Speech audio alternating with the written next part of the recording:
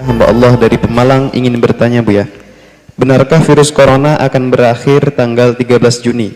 Sebab saya membaca sebuah postingan yang mana mengatasnamakan sebuah lembaga aswaja.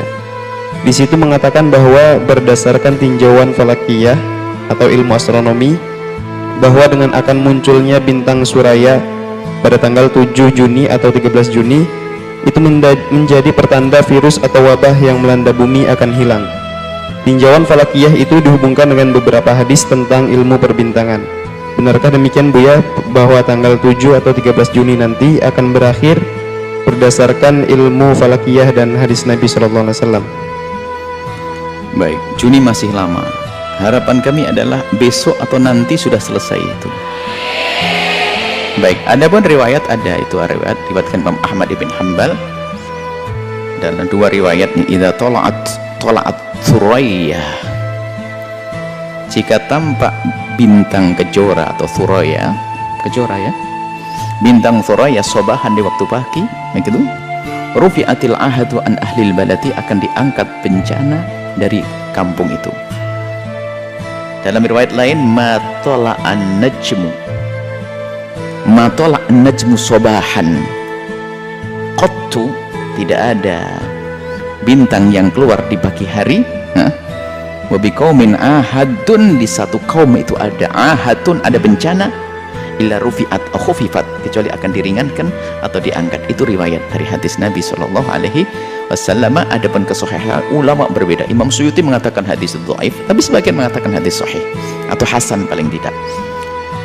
Cuman kita kembali kepada kisah di Arab sana. Itu sebetulnya karena yang namanya bintang Suraya itu keluarnya adalah di awal musim panas, bersama musim dingin yang berlalu. Itu waktu itu kisahnya ada wabah yang menimpa tanaman-tanaman itu, dan secara alami itu wabah akan berakhir di saat mulai muncul musim panas waktu itu. Dan Nabi sampaikan bahasanya idza tala'at Suraya sobahan, kalau sudah nanti, nah di situ Suraya itu akan muncul, memang muncul di pagi di awal musim panas. Dan itu adalah berkisah tentang tanaman-tanaman pada zaman itu.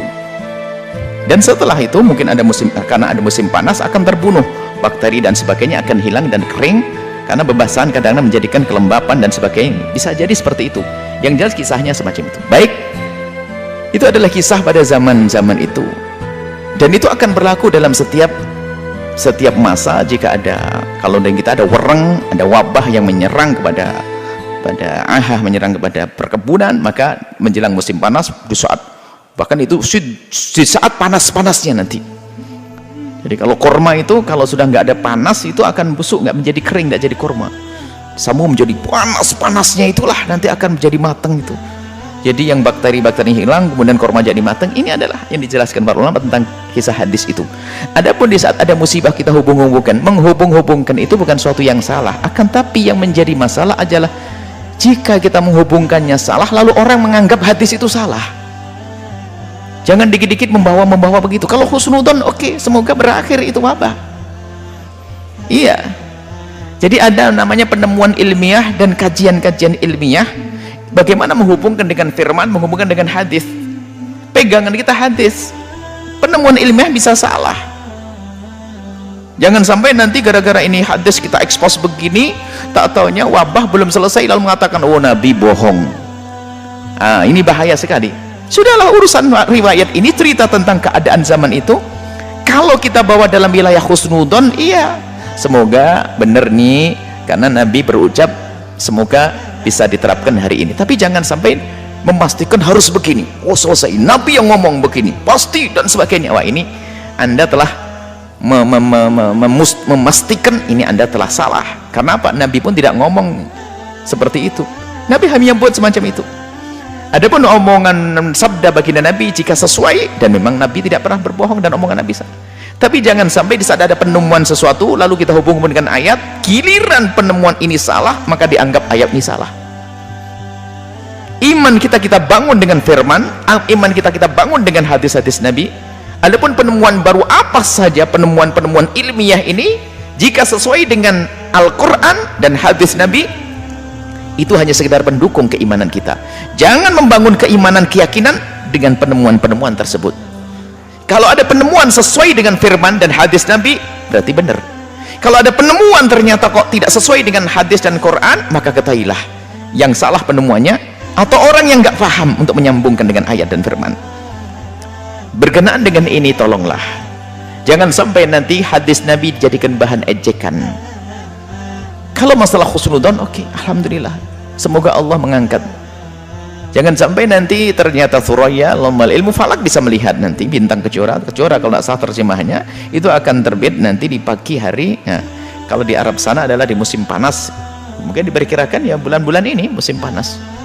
Ini lagi panas-panas bulan-bulan ini. Kalau sudah terbit Thuraya akan terangkat wabah. Ini wabah umum, bukan ini saja. Wabah masalah perkebunan dan pertanian.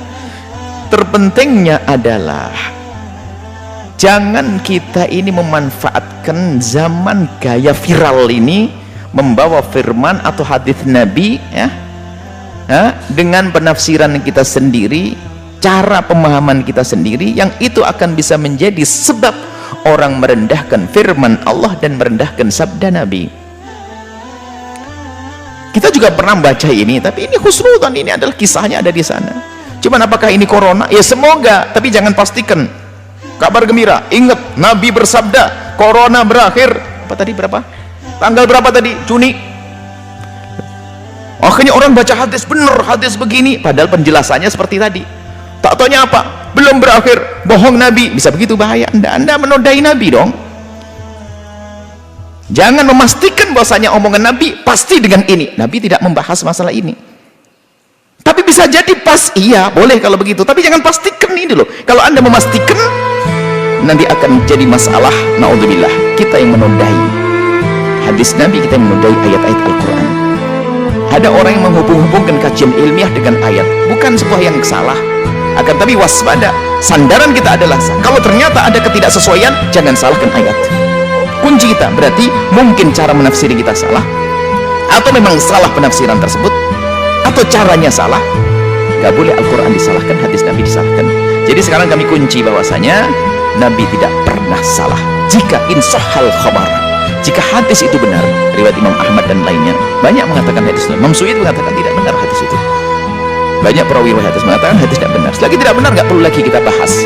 Tapi bagi yang mengatakan mentasih, ada sebagian dari mereka mengatakan hadis itu hasan, masih bisa dianggap. Tapi setelah hadis itu, anggap saja hadis mutawatir, anggap saja, sementara dia tidak mutawatir, hadis sahih dan benar. Jangan Anda memastikan tafsirannya adalah urusan corona. Anda jangan mendahului sabda Nabi. Nabi tidak ngomong seperti itu. Jangan sampai nanti orang mendustakan baginda Nabi. Memang kita panik, tapi harus paniknya orang yang masih ada kesadaran. Paniknya orang itu kalau dengan kesadaran, harus bicara pun harus sesuai dengan petunjuk untuk syariat. Tapi kalau orang panik tidak pakai sadar, seperti orang tenggelam di laut, panik, atau di sungai, lihat yang dijadikan pegangan bukan kayu, rumput pun jadi pegangan. Nggak jelas, pokoknya akhirnya mendapatkan hadis ini langsung diekspos begini, ditafsiri sendiri, akhirnya kita menodai hadis Nabi, berdosa dengan Nabi, mendahului Nabi. Nabi tidak ngomong ini kasus corona kok, kenapa kita pastikan ini corona? Terakhir, bab husnudzon. Oke, semoga berakhir corona ini bahkan sebelum terbitnya bintang kejora. Nggak usah nunggu kejora, kelamaan kejora. Hari ini kita juga masih pengen makan, pengen keluar belajar majelis, bintang kejora masih lama. Kita harapannya setelah ini diangkat musibah itu oleh Allah Subhanahu wa ta'ala.